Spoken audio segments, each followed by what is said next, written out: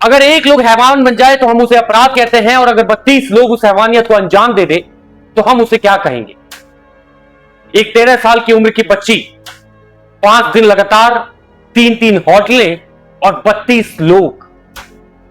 कई कुछ सवालें खड़ी हो रही, पर फिर भी देश हिंदुस्तान पूरे तरीके से शांत बैठा पड़ा। जी हां, आज अपने इस वीडियो में हम जो कुछ भी बतलाने के लिए जा रहे हैं वो हर एक घर के लिए सबसे ज्यादा खास है। हम आप तमाम लोगों से गुजारिश करना चाहेंगे, हमारी इस वीडियो की शुरुआत हो उसके पहले आप हमारे इस वीडियो को ज्यादा से ज्यादा लोगों तक शेयर करके पहुंचाने का कष्ट करें, क्योंकि आपके घर में भी मां बहन बेटी है, और आज उस मां बहन बेटी का क्या कुछ हालत हो रहा है वो प्रत्येक दिन समाचार पत्रों के माध्यम से आपको पढ़ने को मिलता जरूर होगा। नमस्कार, मेरा नाम है प्रियांक सिंह और आप सब देख रहे हैं आपका अपना चैनल आवाज उठाओ। दोस्तों, चैनल पे नए हैं तो चैनल को सब्सक्राइब कर लीजिएगा।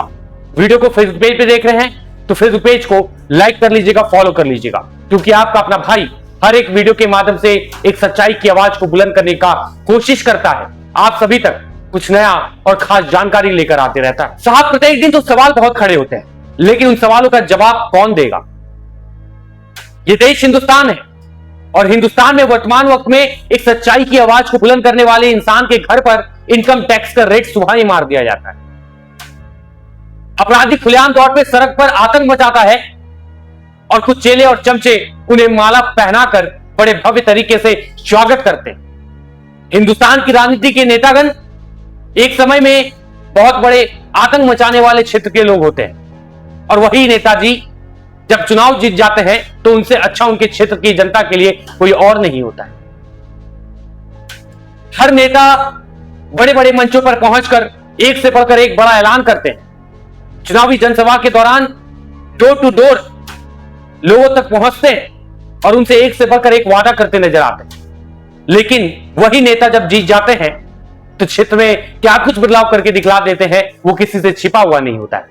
जब सवाल किया जाता है तो उन्हें डरा धमका कर शांत कर रहने को कहा जाता है। अपराधी खुलेआम तौर पर अपराध करता है तो उसे कोई सजा नहीं होती है, पर वहीं पे एक सच्चाई की आवाज उठाने वाले शख्स को जेल के अंदर भर दिया जाता है। सच्चाई तो यह है देश हिंदुस्तान की। हम महिला सुरक्षा को लेकर प्रत्येक दिन सवाल खड़ा करते हैं। महिला सुरक्षा को लेकर ना जाने देश हिंदुस्तान के कोने कोने से प्रत्येक दिन कितने एफआईआर दर्ज होते हैं, लेकिन फिर भी सरकार के द्वारा एक से बढ़कर एक योजना निकालने के बाद भी देश हिंदुस्तान की महिला अपने आप में अपने आप को सुरक्षित महसूस नहीं कर पा रही। आज जिस वीडियो को मैं आप सभी के सामने लेके आया हूं, जब आप उसको सुनेंगे तो आपके दिल को दहल जाएगी।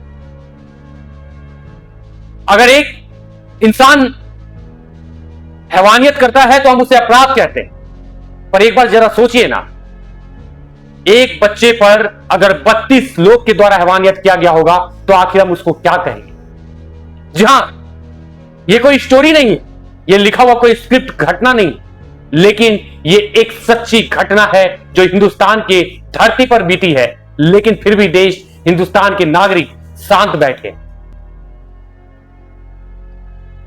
एक बच्ची 5 दिन लगातार 4-4 होटलें और 32 लोगों की उस बच्ची पर नोचा नची। उस वक्त वो बच्ची हाथ जोड़कर विनती कर रही होगी, भैया मुझे माफ कर दो, भैया मुझे छोड़ दो, भैया मुझे घर तक पहुंचा दो। और क्या कुछ बीत रहा होगा उस बच्ची पर वो कोई समझ नहीं सकता है, लेकिन वो 32 लोग उसे तड़पाते रहे।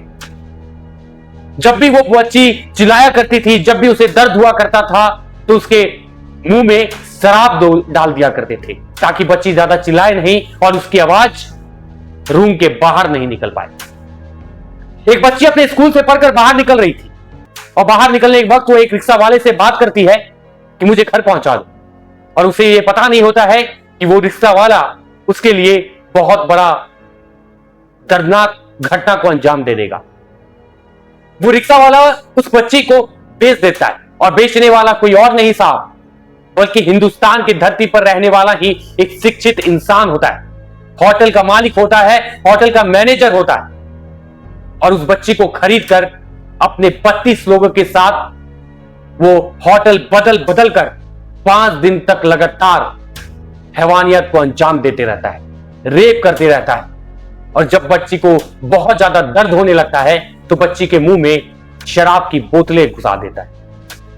क्या कुछ घटना घटी होगी उस वक्त उस बच्ची के साथ, वो शब्दों में बयान नहीं किया जा सकता।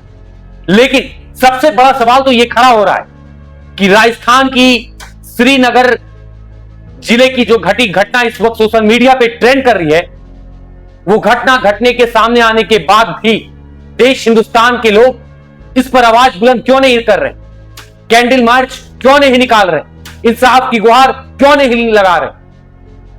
सच्चाई तो यह है कि वो बच्चा जिंदा है, लेकिन दुखद बात तो यह है कि वो बच्चा अब सामने वाले लोगों को अपने चेहरे को कैसे दिखाई। वो स्कूल की यादें, वो स्कूल बैग के साथ जाना, वो मम्मी पापा के साथ खाना, वो अपने दोस्तों के साथ खेलना, वो कैसे करेगी। हमारे देश हिंदुस्तान में प्रत्येक दिन ना जाने कितने महिलाओं के साथ, कितने बच्चियों के साथ और कितने स्त्री समाज के साथ रेप कांड होता है। प्रत्येक दिन देश हिंदुस्तान में लाखों लाख की संख्या में एफआईआर दर्ज होता है लड़की स्त्री सुरक्षा को लेकर।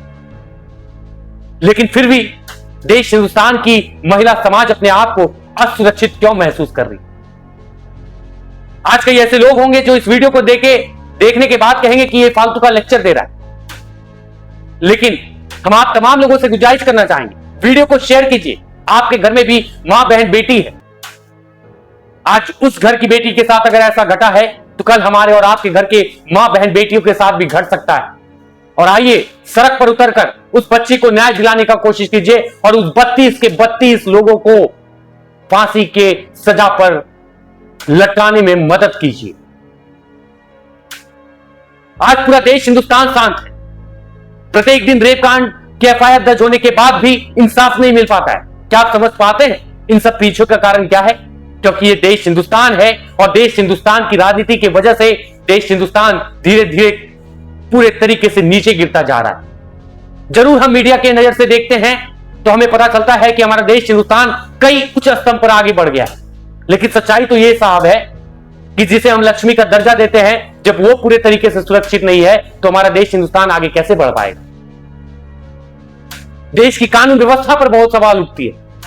देश के जिला प्रशासन पे बहुत बड़ा सवाल उठता है। जिस जिला प्रशासन को देश हिंदुस्तान के नागरिकों के लिए काम करना चाहिए, देश हिंदुस्तान की जनता की सुरक्षा के लिए काम करना चाहिए, आज वो देश हिंदुस्तान का जिला प्रशासन जनता के लिए काम ना करके देश हिंदुस्तान के नेता, अफसर, पदाधिकारी और अधिकारियों के इशारों पे काम करती है, जिसकी वजह से सच्चाई की आवाज को बुलंद करने वाले लोग को जेल के अंदर भर दिया जाता है और अपराध करने वाले अपराधियों को खुलेआम तौर पर सड़क पर छोड़ दिया जाता है। हमें इन सारी चीजों को समझने की जरूरत है और जिस दिन हिंदुस्तान के हर एक लोग इस चीज को अच्छे तरीके से समझ जाएंगे, मुझे लगता है सच में हमारी देश, हमारी घर और आपके घर की मां बहन बेटियां पूरे तरीके से अपने आप को सुरक्षित महसूस करेगी, करप्शन खत्म होगा और देश की कानून व्यवस्था कई हद तक सुधर जाएगी।